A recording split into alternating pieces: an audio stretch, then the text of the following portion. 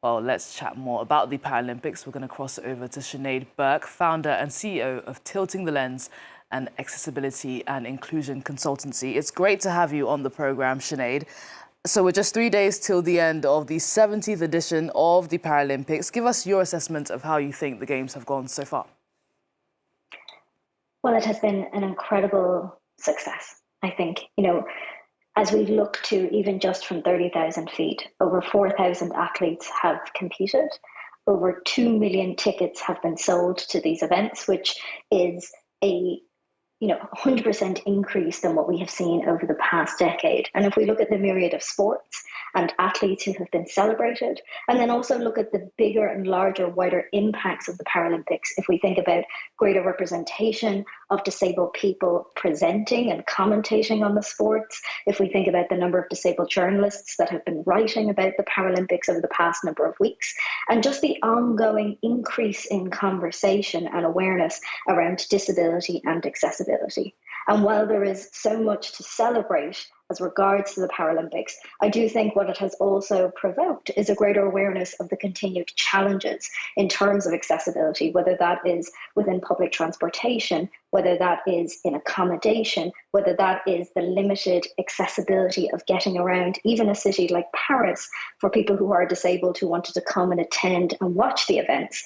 What it creates is, particularly as we move towards the closing ceremony, an interrogation for, as we consider the opportunity for disabled people to thrive inside the Paralympics and beyond, what are the key issues that we really need to solve for? Yes, in France, but I would say globally. The Paralympics could very much have an impact in many areas, as you mentioned there, Sinéad. I want to find out what your personal favourite moments have been so far during these Paralympics. I think, very personally, it's been amazing to watch the Irish team, of course. I think seeing Ellen Keane's retirement, she is a Paralympic swimmer and someone who has given so much to the sport. And I often think about that idea of how it takes years, potentially even decades of commitment, tenacity, dedication for something that will exist in a public forum for 10 seconds, 90 seconds, potentially even less. I think she has been an ambassador for disabled women.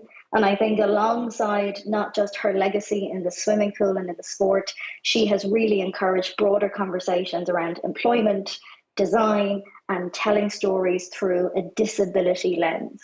But I also think about the United States' Ezra Klein, who was using TikTok in the most amazing way in the lead up to the Paralympics. 100 days out, he was sharing daily videos saying 100 days until I win a Paralympic gold. And I think almost a surprise to the storytelling, but also to him, was that he won that gold medal on day 99, not day 100.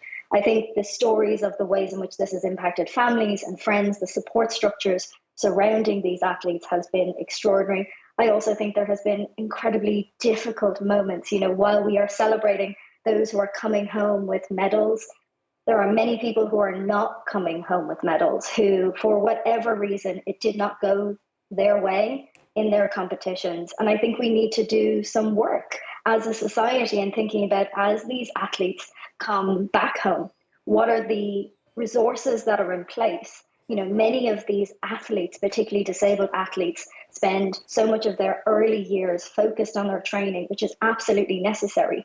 But often what comes as a risk to that is education and professional development. So how are we making sure that the governing bodies are also providing employment opportunities for these disabled athletes after the Paralympics, after their time as an athlete? And I think some of those connected dots have not yet been joined. But I think there has been so much joy. One of my favorite moments of the Paralympics was watching Channel 4 and seeing so many disabled presenters on screen, specifically looking at the partnership between Rose Ayling-Ellis, a deaf and Channel 4's first ever live deaf presenter, working alongside Claire Balding. And not only was it informative in terms of the commentary on the sport, but it was also incredibly useful for the audience because they gave us an insight into actually how it was taking place, with a number of interpreters in the audience, with the producer not engaging with Rose as a deaf presenter through an earpiece, but instead using an iPad And more than anything, it provided a blueprint and a case study to